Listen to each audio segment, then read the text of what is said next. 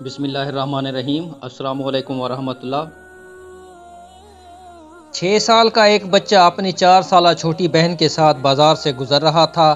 چلتے چلتے جب اس نے مڑ کر دیکھا تو اس کی بہن پیچھے رہ گئی تھی۔ وہ ایک کھلونوں کی دکان کی کھڑکی سے اندر کسی چیز کو بڑے شوق و انہماک سے دیکھ رہی تھی۔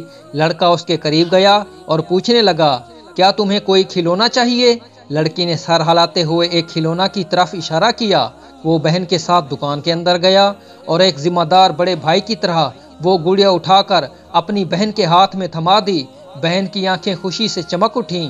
دکاندار یہ سارا منظر بڑے غور سے دیکھ رہا تھا کہ اتنا چھوٹا سا بچہ کس قدر محبت اور ذمہ داری سے اپنی بہن کی فرمائش پوری کر رہا ہے۔ وہ لڑکا دکاندار کے پاس آیا اور کہنے لگا، انکل یہ گڑیا کتنے کی ہے؟ دکاندار ایک جہاندیدہ شخص تھا اور زندگی کی اتار چڑھاؤ دیکھ چکا تھا۔ اس نے بڑے شفقت سے پوچھا، تم اس کی کتنی قیمت دے سکتے ہو؟ لڑکے نے جیب سے وہ ساری سیپیاں نکالی جو اس نے ساحل سے چنی تھیں اور دکاندار کے سامنے میز پر رکھ دیں۔ دکاندار ان سیپیوں کو ایسے گننے لگا جیسے پیسے گن رہا ہو۔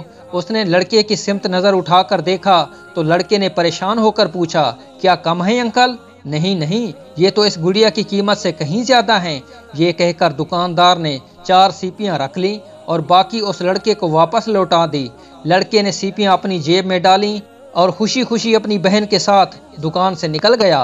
دکاندار کا ایک کاریگر بڑے غور سے یہ ماجرا دیکھ رہا تھا۔ دکاندار کے پاس آ کر کہنے لگا، یہ کیا کیا؟ اتنی قیمتی گڑیا 4 سیپیوں کے عوض اس بچے کو دے دی؟ دکاندار کہنے لگا، یہ ہمارے لیے سیپیاں ہیں لیکن اس لڑکے کے لیے بہت قیمتی ہیں۔